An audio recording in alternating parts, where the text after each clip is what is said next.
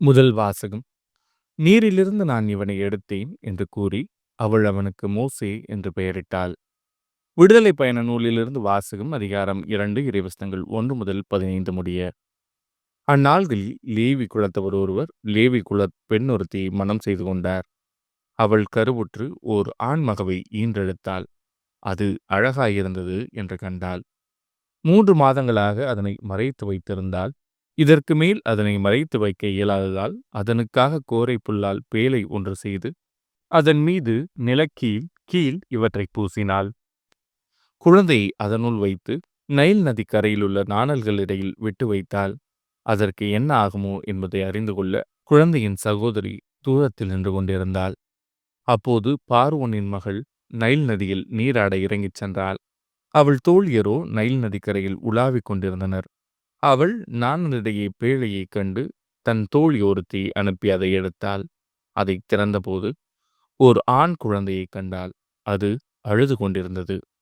அதன் மேல் அவள் இரக்கம் கொண்டாள். இது எபிரேய குழந்தைகளுள் ஒன்று என்றாள் அவள். உடனே குழந்தையின் சகோதரி பார்வோனின் மகளை நோக்கி, உமக்கு பதிலாக பாலூட்டி குழந்தையை வளர்க்க எபிரேய செவிலி ஒருத்தி நான் சென்று அழைத்து வரட்டுமா என்று கேட்டாள். பார்வோனின் மகள் அவளை நோக்கி, சரி, சென்று வா என்றாள். அந்த பெண் சென்று குழந்தையின் தாயையே அழைத்து வந்தாள்.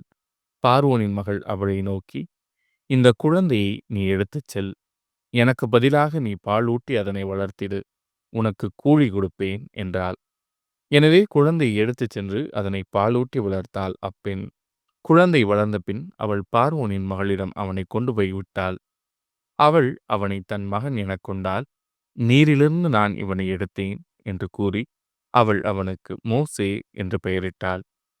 அக்காலத்தில் மோசே வளர்ந்து விட்டபோது தம் இனத்தவரிடம் சென்றிருந்தார்.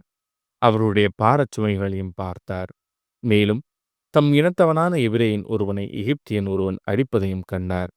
சுற்றுமுற்றும் பார்த்து யாருமே இல்லை எனக் கண்டு அந்த எகிப்தியனை அடித்து கொண்டு மணலுக்குள் புதைத்து விட்டார். அடுத்த நாள் அவர் வெளியே சென்றபோது எபிரேயர் இருவருக்கு இடையே கைகலப்பு நடந்து கொண்டிருந்ததைக் கண்டார்.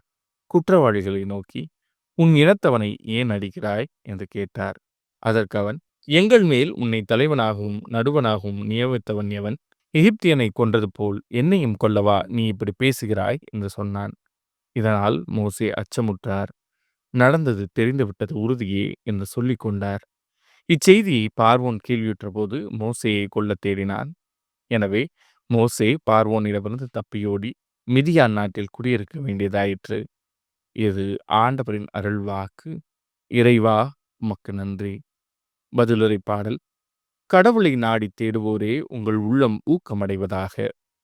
ஆழமிகு நீர்த்திரளுள் அமிழ்ந்திருக்கின்றேன். நிற்க இடமில்லை, நிலை கொள்ளாத நீருக்குள் ஆழ்ந்திருக்கின்றேன். வெள்ளம் என் மீது புரண்டோடுகின்றது. கடவுளை நாடி தேடுவோரே உங்கள் உள்ளம் ஊக்கமடைவதாக. ஆண்டவரே, நான் தக்க காலத்தில் உம்மை நோக்கி விண்ணப்பம் செய்கின்றேன். கடவுளே, உமது பேரன்பின் பெருக்கினால் எனக்கு பதில் மொழி தாரும். துணை செய்வதில் நீர் மாறாதவர். கடவுளை நாடி தேடுவோரே உங்கள் உள்ளம் ஊக்கமடைவதாக. ஏழியேன் சிறுமைப்பட்டவன், காயமுற்றவன். கடவுளே, நீர் அருளும் மீட்பு எனக்கு பாதுகாப்பாயிருப்பதாக. கடவுளின் பெயரை நான் பாடி புகழ்வேன். அவருக்கு நன்றி செலுத்தி அவரை மாட்சிமைப்படுத்துவேன். கடவுளை நாடி தேடுவோரே உங்கள் உள்ளம் ஊக்கமடைவதாக. எளியோர் இதை கண்டு மகிழ்ச்சி அடைவார்கள். கடவுளை நாடி தேடுகிறவர்களே உங்கள் உள்ளம் ஊக்கமடைவதாக. ஆண்டவர் ஏழைகளின் விண்ணப்பத்திற்கு செவி சாய்க்கின்றார். சிறைப்பட்ட தம் மக்களை அவர் புறக்கணிப்பதில்லை. கடவுளை நாடி தேடுவோரே உங்கள் உள்ளம் ஊக்கமடைவதாக. நற்செய்தி வாசகம். தீர்ப்பு நாளில் தீருக்கும் சீதோனுக்கும் கிடைக்கும் தண்டனை விட உங்களுக்கு கிடைக்கும் தண்டனை கடினமாகவே இருக்கும். மத்தேயு எழுதிய தூய நற்செய்தியிலிருந்து வாசகம். அதிகாரம் 11 இறைவசனங்கள் 20 முதல் 24 முடிய. அக்காலத்தில் இயேசு வல்ல செயல்கள் பல நிகழ்த்திய நகரங்கள் மனம் மாறவில்லை.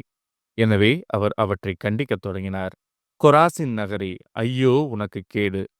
பெத்சாய்தா நகரே, ஐயோ உனக்கு கேடு! ஏனெனில் உங்களிடையே செய்யப்பட்ட வல்ல செயல்கள் தீர் சீதோன் நகரங்களில் செய்யப்பட்டிருந்தால் அங்குள்ள மக்கள் முன்பே சாக்கு உடை உடுத்தி சாம்பல் பூசி மனம் மாறியிருப்பர்.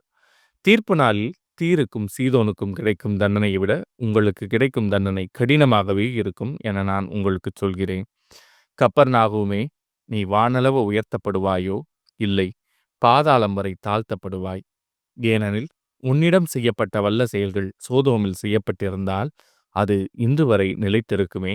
தீர்ப்பு நாளில் சோதோமுக்கு கிடைக்கும் தண்டனையை விட உனக்கு கிடைக்கும் தண்டனை கடினமாகவே இருக்கும் என நான் உங்களுக்கு சொல்கிறேன் என்றார். இது ஆண்டவரின் அருள்வாக்கு. கிறிஸ்துவே உமக்கு புகழ்.